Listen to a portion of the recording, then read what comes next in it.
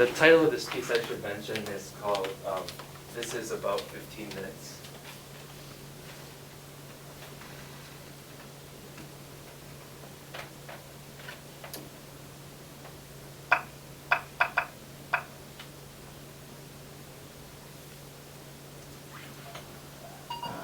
So obviously you want to use a clock, you want to use the iPhone, iPod Touch, 273, TikTok, take the cover off the front clock, and start talking, different modes of talking. You want to be formal to an extent where you can be understood, to an extent where you could engage with a common platform. Sort of taken for granted temporarily. Talk about duration. We want to address the significance or insignificance of duration in art making, art presenting of art forms, the formation of presentations, and lecture/performance, lecture performance. Regarding many different issues, but kind of coming from the same gut philosophy that I've been working on for the past 5 years, namely John's Cage. Not John Cage, although a lot of it stems from him, and I've stolen much from him, but rather John's Cage. Now, not necessarily John Cage's cage, but the cage of John. Present to me as a practitioner of art and music. I want to think about my practicing not based on my medium alone. I think it gets very tricky very fast if we start, starting to identify myself by my medium, because then that becomes a platform. But what I don't want to do is to have the medium as a platform to engage with others. I want instead the mode of being, the existential experience for the viewer, for the friend, for the colleague that I'm hoping to reach, so to speak, here. And so it shouldn't matter what kind of practice, shouldn't matter what your medium is, I hope for that engagement to be maximally efficient and successful, to use the words from last class. I'm actually recording this at 5:37 p.m. On the way home on an iPhone and the sound recorder app, I guess.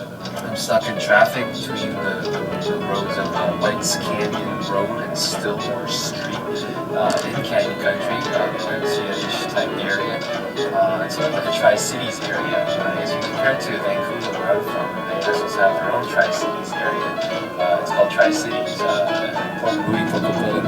There's 3 different towns that are sort of neighboring one another in the hills, in the mountains, and it's interesting to think about how one could even think of the city structure, the layout of the city planning, urban planning, and to kind of abstract that and use that as a model for understanding another city. I'm new to the city of LA. I spent a good 7 years in Boston, and before that I was actually from Vancouver, Canada. And it's interesting that I say Vancouver, Canada, because usually I say Vancouver, BC, but nobody knows where British Columbia is. So, so the problem of context, I guess, is of interest to me, because as a Hong Kong-born Canadian immigrant / citizen, now moved to the U.S. on a temporary green card that recently expired 7 days ago. But I do have a 1-year whatever extension. What does that make me? How does that influence my identity as a person, as a citizen, as an artist, as a human being?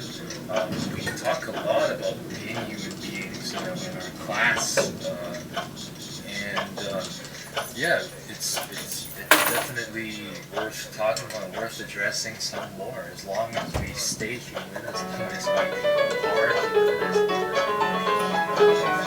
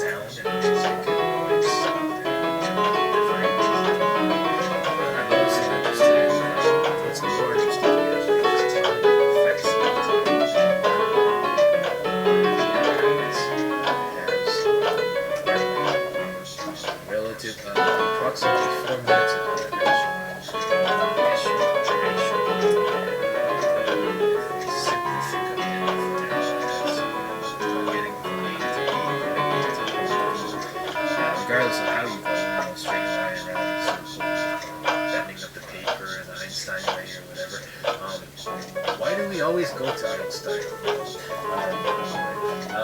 But back to the duration part. To me, it's interesting because it's an easy platform to work on for me in terms of music and the composition and taking it, maybe even the performance of songs, because everything is time-based. And I started to see all kinds of art forms as a time-based performance. So, in a sense, everything is time-based art.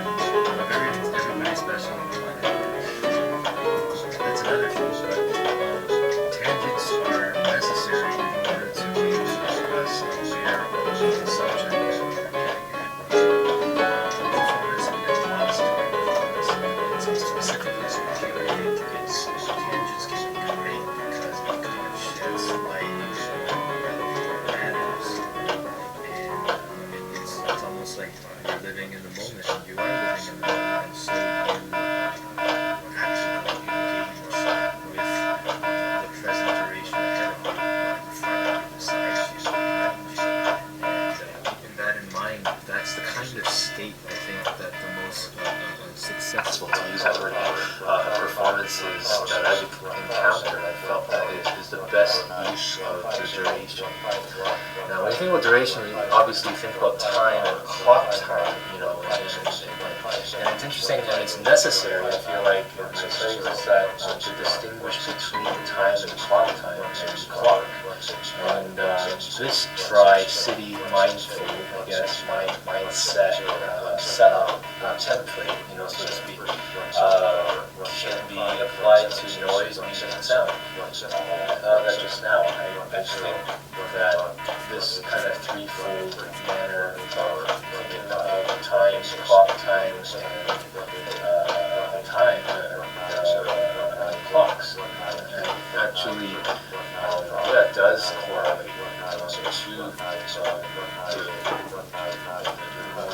and sound because it's dealing with natural phenomena, or if you believe time doesn't exist, good for you, but it's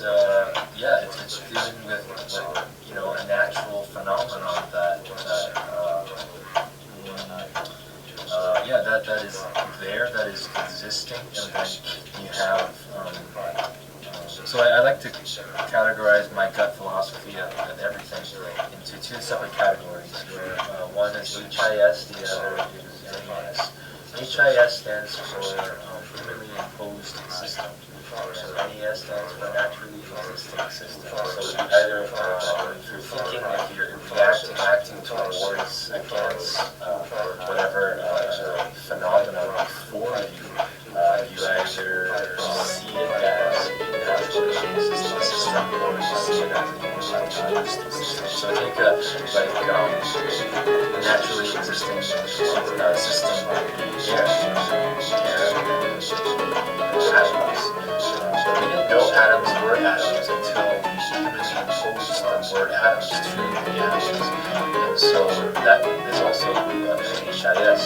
And so a lot of times these guys are intertwined. It gets very fuzzy to can't really tell one from the other, but I think it kind of helps clarify the state of reality as far as the extent of understanding of time. There's change, there's possible change, something like integration. In any case, back to the Tri-City, kind of mindful of noise, music, and sound as compared to clock time and clock time. I don't know which corresponds to which, but as we write it on the whiteboard, I think it'll be a little more clearer. But we have time and we have sound as kind of as far on the NES spectrum as possible, naturally existing material, so to speak, waiting to be quantified by human beings to compose our systems and perceptions of quality. We have clock, we have music.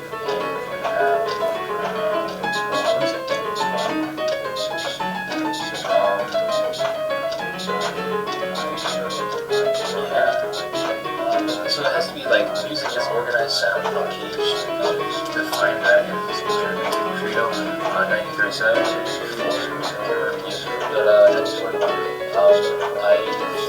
But it has to do with the quantification. So you're organizing sound. Well, there's two elements to that. Definition of music. You've got music, you've got the sound, organized sound, but you've got the sound, and you've also got the organizing of the sound. The organizing is dealing with time, is manipulation, the use of the duration that you're given, and that also goes hand in hand with the sound with which one is organizing. So with that definition, mind is an imposed system, and as is clock. Clock is a way for our civilization to make sense and be able to predict and organize sort of otherwise floating unreachable reality. But I think at some point, industrialized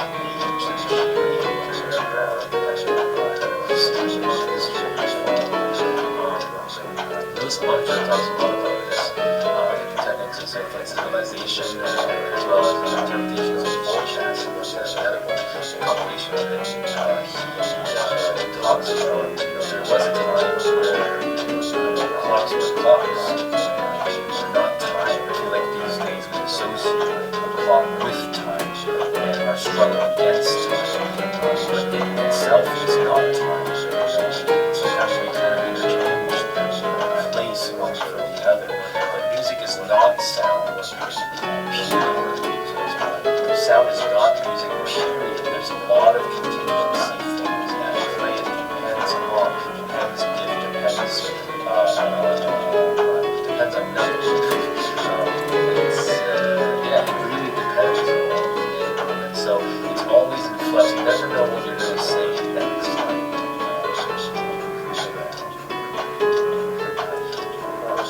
So we're talking about more about the relations between these two three-formed organisms, if you may, concepts, dynamics, I think. I think it's quite fascinating to draw the parallels. They don't have to be perfect parallels, it's just what it is, and I think that's a form of organization, and this itself is because obviously I'm recording this accidentally, as a way to take notes. At the beginning, I was hoping to take some notes, and I was driving. I didn't want to be typing on my phone, so I just talked into it, and then now it's turning into a piece. So, how does a rehearsal blend itself into a performance? Is that a form, another form of HIS, or is it along a different way, so to speak, framing different ways of something to portray this experience? That's what I'm very interested in. It's easy to get lost, as you can see, when you just keep talking without any kind of structure, so to speak. That's very evident on the outset.